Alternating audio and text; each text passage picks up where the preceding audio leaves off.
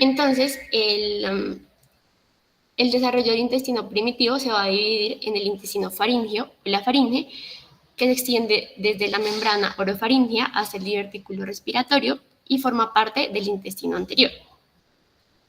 Esta sección va a ser particular porque desde ahí se va a desarrollar la cabeza y el cuello. Como segundo tenemos el intestino anterior, que se ubica en una posición caudal.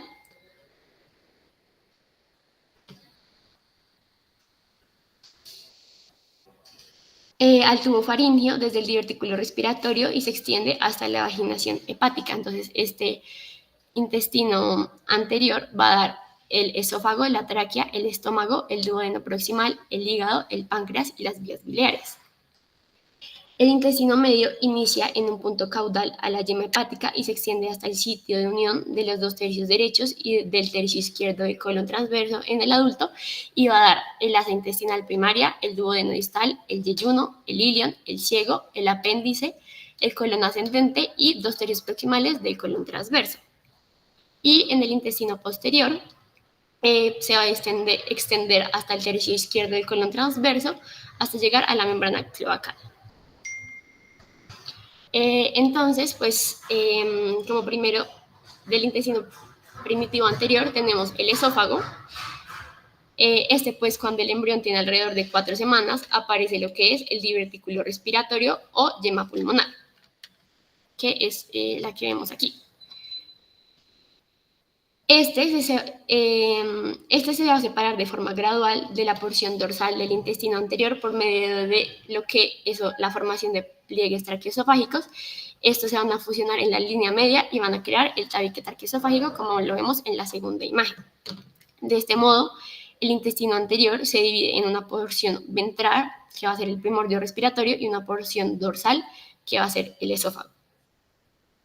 Al inicio el esófago va a ser corto, pero el descenso del corazón y los pulmones va a hacer que se elongue con rapidez durante el segundo mes. Como consideraciones clínicas importantes en esta revisión de obstrucción intestinal, si se llega a presentarse una desviación posterior del tabique traqueoesofágico o algún factor mecánico que empuje la pared dorsal del intestino hacia la parte anterior o haya una fusión incompleta de estos pliegues traqueoesofágicos, darán como resultado un defecto en el tabique y una conexión anómala entre estos, y puede desencadenarse lo que es una atresia esofágica o una fístula traqueoesofágica. Como lo vemos en la primera imagen, es su variedad más frecuente, es la variedad proximal del esófago, donde este va a terminar en un saco ciego y la porción distal se va a conectar con la tráquea, como se ve en la imagen, por medio de un conducto estrecho justo por encima de la bifurcación. Además de la atresia, el lumen del esófago puede estrecharse, lo que va a dar como origen una estenosis esofágica. Hablando ya del estómago, este va a iniciar su desarrollo a partir de también el intestino anterior en la 4ª semana a manera de una dilatación fusiforme. Crece como se ve en la primera imagen. El crecimiento longitudinal de la región esofágica va a resultar esencial para que el estómago ocupe su posición en la cavidad abdominal por debajo del diafragma.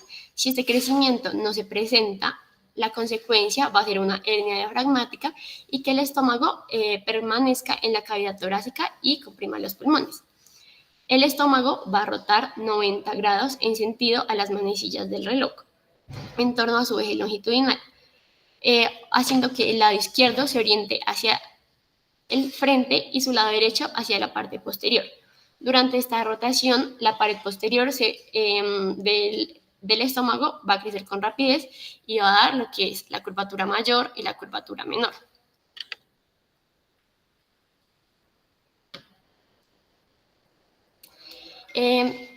Tenemos el duodeno, que se va a formar a partir de la parte terminal del intestino anterior y la parte cefálica del intestino medio. Su unión distal va a dar origen a la yema hepática. Cuando el estómago va rotando, como lo vimos en la diapositiva anterior, el duodeno también va a girar hacia la parte derecha y va a adquirir su forma en C. El movimiento más el rápido crecimiento de la cabeza del páncreas va a desviar el duodeno de su posición inicial a la línea media. Durante el segundo mes de desarrollo, la luz del duodeno se va a obliterar debido a la proliferación de células en sus paredes y luego se va a recanalizar. Esto va a ser importante porque, como consideraciones clínicas importantes, la falta o la ausencia de esta recanalización se puede llegar a dar una atresia donde no hay luz en el duodeno o una estenosis donde hay un estrechamiento en esta luz. Hay dos teorías. Una teoría es que hay un defecto en la formación de vacuolas que hacen que haya la recanalización o que hay una ausencia de estas. La segunda teoría de la atresia y la estenosis es que puede haber accidentes vasculares que comprometan el flujo sanguíneo y que induzcan necrosis intestinal en uno de los segmentos. La atresia y la estenosis se va a desarrollar en cualquier punto a lo largo del intestino y la mayoría de los casos se produce en el intestino, en el colon y en el yeyuno o en el ilio. Ya hablando del intestino posterior, va a dar origen al colon transverso, al descendente, al sigmoides, al recto y al componente superior del conducto anal. Lo que es la porción terminal del intestino posterior, como lo vemos en la imagen A, esta va a ingresar a la región posterior de la cloaca y forma el conducto anorrectal. Anorrectal futuro. De ahí, mientras la atlantoides ingresa a la parte anterior, va a formar el seno urogenital futuro. La cloaca va a estar recubierta de endodermo, cuyo borde ventral está compuesto por ectodermo, y este límite va a formar la membrana cloacal, como lo vemos en esta parte. El embrión va creciendo y el plegamiento caudal continúa y la punta de ese tabique urorectal se sitúa cerca de la membrana cloacal, como lo vemos en la imagen B. Al final de la séptima semana, la membrana cloacal se va a romper y va a generar una abertura para el intestino posterior y otra para el seno urogenital. La punta del tabique urorectal va a constituir el cuerpo del perineo, como lo vemos en la imagen C. Entonces tenemos el conducto anorrectal y la membrana urogenital. Las anomalías del intestino posterior van a ser las fístulas rectouretrales y las rectovaginales, que se deben a anomalías de la cloaca y del tabique urorectal. Pueden corresponder a un remanente fibroso conectado con la superficie del perineo. El ano imperforado ocurre cuando esta membrana anal que mencioné anteriormente no se rompe. Entonces, ya entrando en materia, entonces, ¿qué es la obstrucción intestinal? La obstrucción intestinal va a consistir en un obstáculo en la progresión del contenido intestinal debido a una causa mecánica en algún punto del intestino. En algún punto del intestino vamos a decir que va desde la boca hasta el ano. Entonces, cuando estamos hablando de un paciente con obstrucción intestinal, pues esas son unas 5 preguntas que se tienen que responder. Es si está obstruido, dónde, por qué, si hay necrosis y pues la respuesta más importante, pues cómo está el paciente. La pregunta más importante es cómo está el paciente. Entonces, las causas de obstrucción intestinal en el recién nacido van a ser múltiples. La principal causa de obstrucción son causas estructurales, desde atresias, estenosis hasta malformaciones anorrectales. Las atresias en orden de frecuencia son las duodenales, yeyunales, ileales, colónicas y múltiples. Entonces, para recordar, las atresias son la ausencia completa de la luz intestinal y la estenosis una disminución de la luz de un conducto. Entonces, en esta tablita dividimos las obstrucciones en obstrucciones altas y bajas. El punto de referencia en las altas va a ser el ángulo de Treitz o la unión duodenal y las bajas va a ser distal a la válvula ileocecal. Entonces, principalmente hay causas intrínsecas, que ya van a ser causas estructurales del intestino, o anomalías de la anatomía, inervación o producción de moco. Entonces, como congénitas tenemos la atresia intestinal, estenosis intestinal, duplicación intestinal, iliomeconial, malformación anorrectal, adquiridas, enterocolitis necrosante, invaginación, adherencias peritoneales y funcionales. Tenemos peritonitis, iliorreflejo y la más importante en los neonatos, la enfermedad de Hirschsprung. Y ya como causas extrínsecas que ya no van a ser dependientes del propio intestino, Tenemos las causas congénitas que se pueden dar vólvulos, hernias, bridas, el páncreas anular, quistes o tumores. Entonces, la obstrucción como tal es mecánica, pero se habla de una pseudo-obstrucción cuando hay un obstáculo en la progresión del contenido intestinal, pero no hay una causa mecánica que lo explique, siendo un trastorno en la motilidad lo que la explique, o sea, es un trastorno más funcional. Entonces pueden haber causas musculares, neuropatías, trastornos metabólicos como la hipocalemia o el hipotiroidismo, en donde la motilidad está disminuida y la enfermedad pues, más frecuente de pseudoobstrucción va a ser la enfermedad de Hirschsprung. Entonces, pues dependiendo de cada patología, la fisiopatología va a ser diferente, pero lo más importante es que hay una acumulación proximal de gas y líquido que causa una distensión, va a haber un aumento en la frecuencia y la intensidad de la motilidad intestinal que va a tratar de vencer este obstáculo. Entonces esto va a causar vómito y grandes pérdidas de líquido hacia la luz intestinal. Entonces, el diagnóstico antenatal se ha encontrado la presencia de polidramnios que va a estar asociado a malformaciones congénitas severas. Si bien el polidramnios pues, puede ser idiopático y pues, tiene más relación con la enfermedad materna, como diabetes mellitus, preeclampsia, obesidad, pero también puede aparecer en malformaciones del 40 al 83%, pero pueden ser malformaciones del sistema nervioso central o gastrointestinales, donde hay un déficit en la deglución y en la relación de deglución y absorción de líquido amniótico. Entonces, lo principal para hablar de obstrucción intestinal va a ser la clínica, y aquí vamos a responder la pregunta ¿de dónde? Entonces, según la sintomatología que presenta el recién nacido, vamos a tener estos cinco síntomas principales, que pueden variar dependiendo del nivel de obstrucción. Entonces tenemos los principales síntomas son el polidramnios, el vómito verde, la ictericia indirecta, la distensión abdominal y la no evacuación. Hay unos que van a tener más sensibilidad y más especificidad que otros. Si la obstrucción es alta y completa, los síntomas van a ser más precoces. Entonces, hablando del polidramnios, pues como ya hablamos antes, el feto principalmente va a absorber el líquido amniótico en el intestino delgado distal, a modo que si hay una obstrucción proximal va a resultar en una acumulación anormal de líquido. Pero pues este signo pues, es poco sensible porque pueden haber más causas que generen este polidramnios. El vómito verde es el más precoz y común en la obstrucción intestinal alta, donde si tenemos un niño que vomite verde, tenemos que asumir que el paciente tiene una obstrucción intestinal hasta que se demuestre lo contrario. Este síntoma tiene una sensibilidad y una especificidad mayor del 90%. La ictericia indirecta, pues esta se debe a que hay una acumulación de bilirrubina, de bilirrubina indirecta que se acumula en el intestino fetal. Esta va a ser desconjugada por la beta-glucuronidasa, y si el tránsito intestinal es demorado o hay una obstrucción, este se va a reabsorber y va a dar una hiperbilirrubinemia a causas de la indirecta.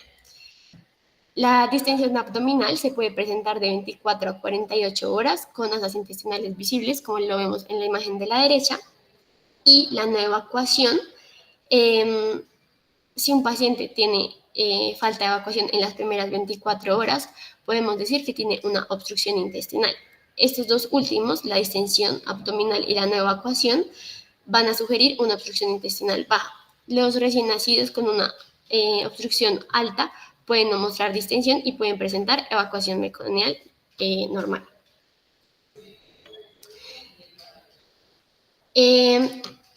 Las imágenes van a ser pues, principalmente usadas para la guía y el diagnóstico y la localización de la obstrucción intestinal.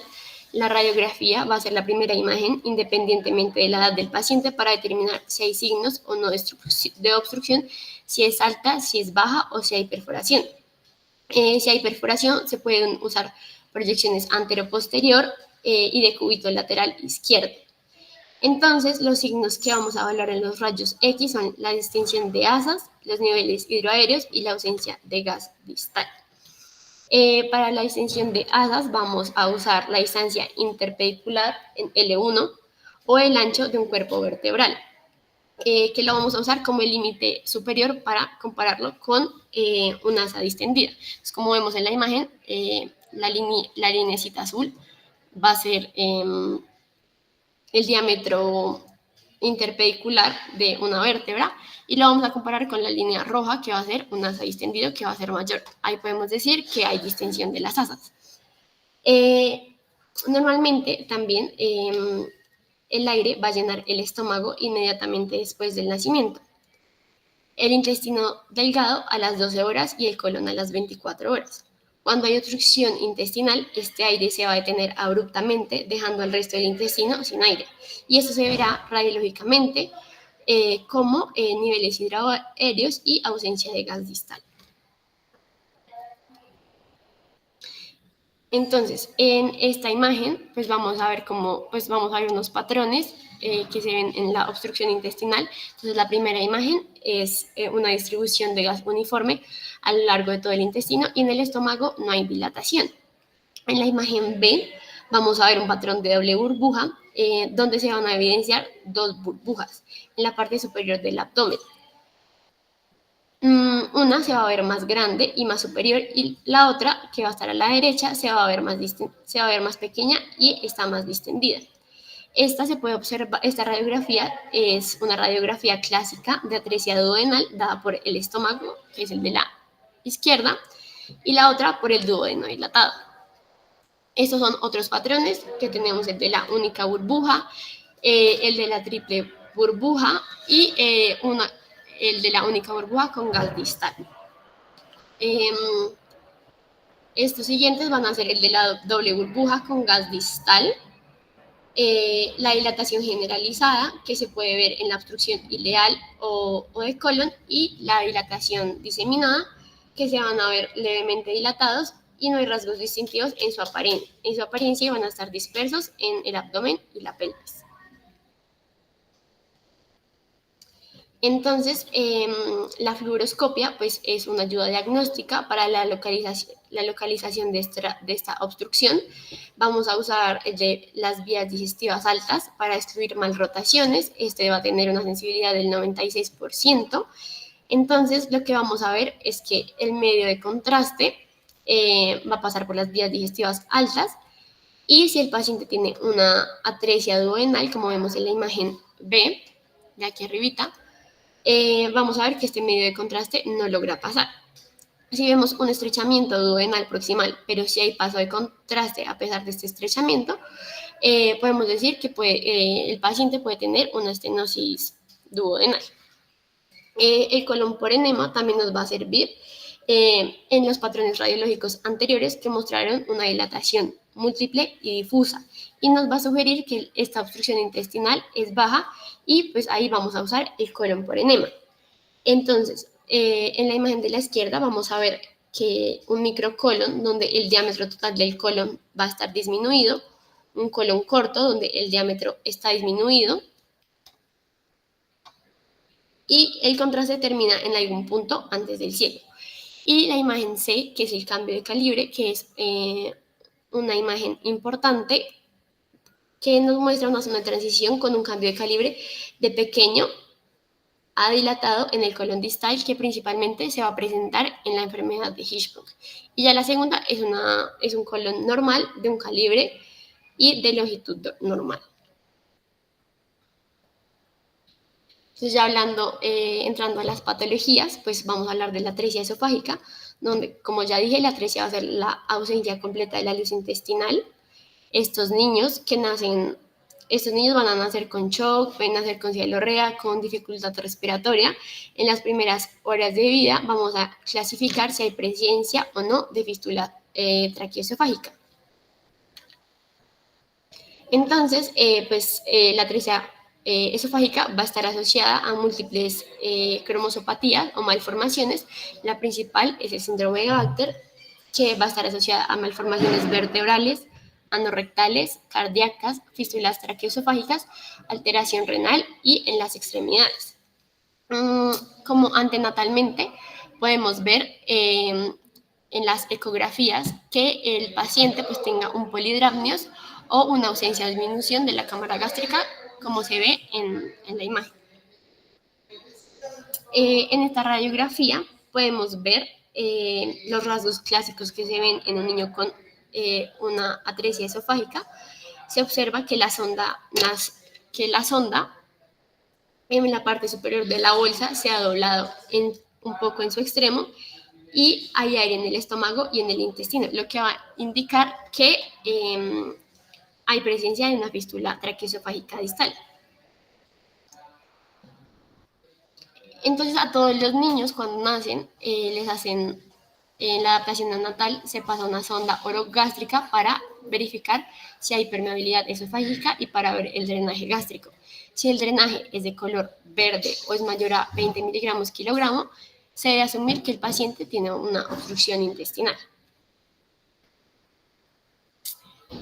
Ya hablando de la atresia intestinal, pues es una anomalía congénita muy común de origen gastrointestinal, correspondiendo al 95% de las malformaciones intestinales. Aparece de 1 en 5.000 recién nacidos vivos, va a estar asociada a la trisomía 21 o a malformaciones cardíacas, a rotaciones anómalas. Con frecuencia, el intestino delgado va a ser en el intestino delgado, en la unión yeyuno-ileal, seguida por el duodeno y por último el colon. Va a ser la principal causa de obstrucción intestinal en los neonatos debido a que hay una oclusión completa de la luz, como ya hablamos en la embriología, por alteraciones en la recanalización, y el principal síntoma de esta atresia intestinal será el vómito verde. Entonces, como vemos en la imagen, el tipo 1 va a haber un bloqueo creado por una membrana que está en la parte interior del intestino. El tipo 2, el intestino dilatado va a terminar como extremo ciego y va a estar conectado a un segmento de menor calibre del intestino por una cicatriz fibrosa. Ya en la imagen 3A y 3B, los extremos ciegos del intestino van a estar separados por un defecto en el suministro de sangre del intestino y por lo general esto lleva a una longitud significativamente reducida. Y en la imagen 4, pues existen múltiples regiones de obstrucción, lo que puede causar que haya una longitud muy breve del intestino. En la radiografía de la derecha vamos a ver el signo típico de doble burbuja, que es un patrón altamente específico. Un recién nacido que muestre esto, vamos a decir que tiene una atresia intestinal. Entonces vamos a ver una distensión gástrica y un bulbo duodenal sin signos de aire intestinal distal. Su diagnóstico oportuno pues, va a permitir el manejo y que se garantice la viabilidad de la mayor parte del intestino, dado que entre las complicaciones más frecuentes se encuentra el síndrome de intestino corto. Tenemos el ilio meconial, que va a ser una causa muy frecuente de obstrucción intestinal neonatal. Se caracteriza por un meconio sumamente viscoso, rico en proteínas, que causa una obstrucción intraluminal del ilio distal, generalmente en la válvula iliocecal, por eso se llama ilio meconial. Dadas las alteraciones, hay alteraciones en la secreción exocrina de moco y la deficiencia de enzimas pancreáticas va a hacer que este moco sea más viscoso y esté deshidratado y obstruya el intestino. Este meconio espeso comienza a formarse desde el útero y a medida que obstruye la porción media del colon, se va a producir una dilatación y un engrosamiento del intestino proximal junto con congestión.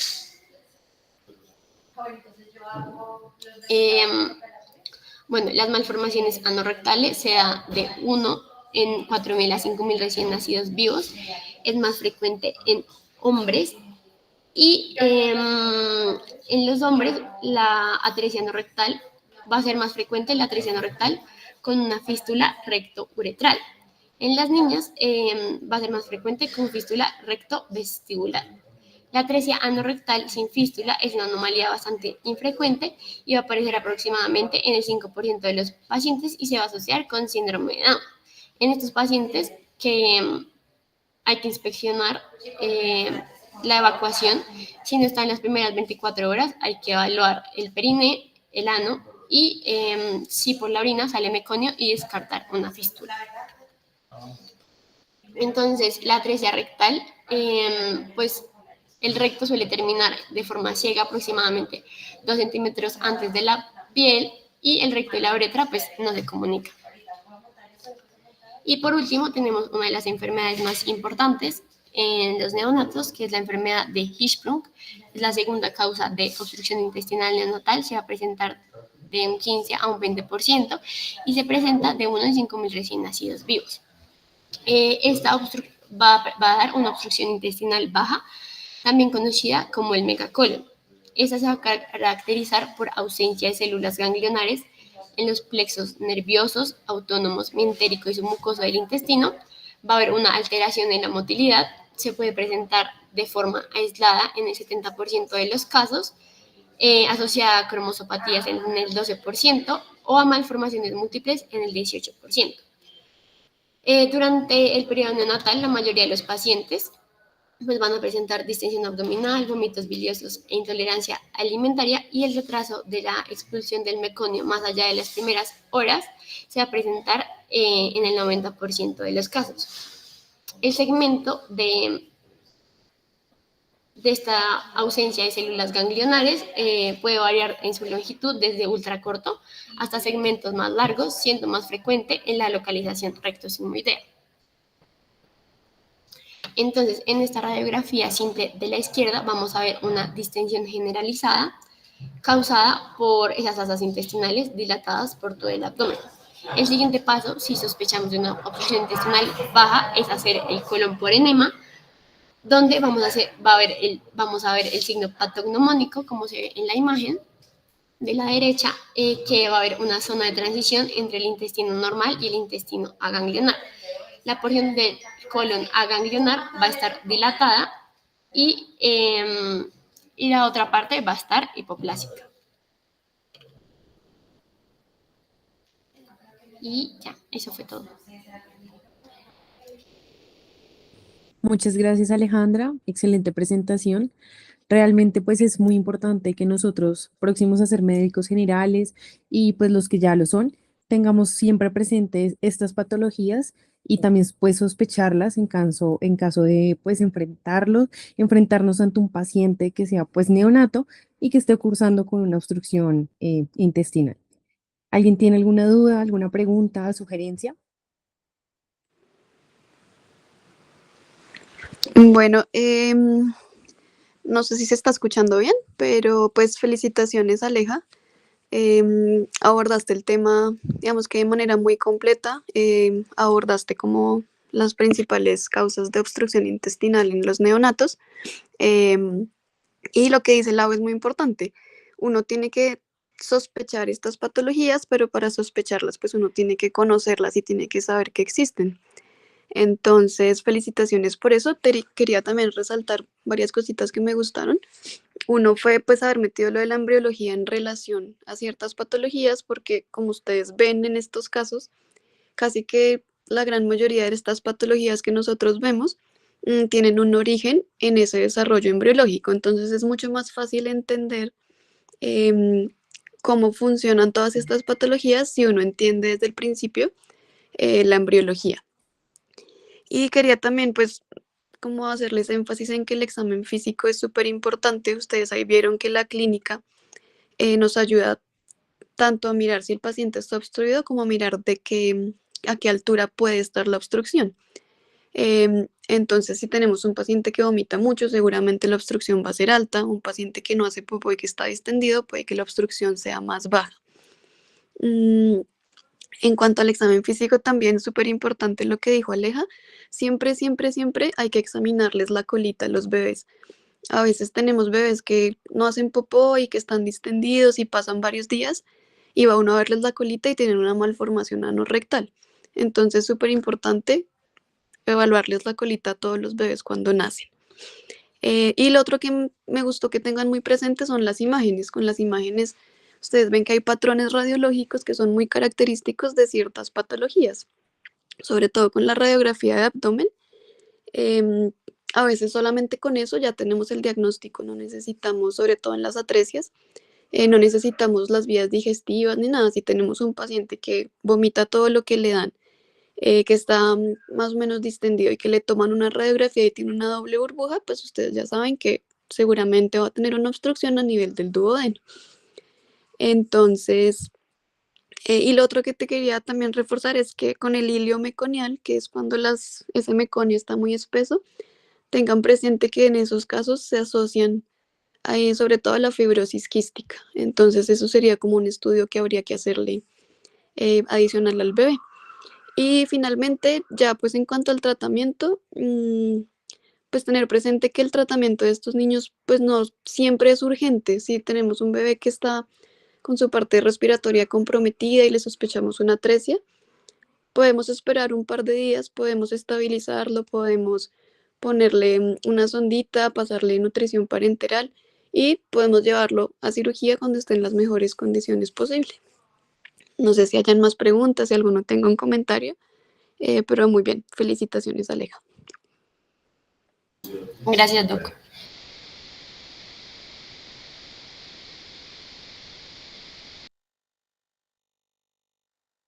¿Alguna otra duda, pregunta o sugerencia?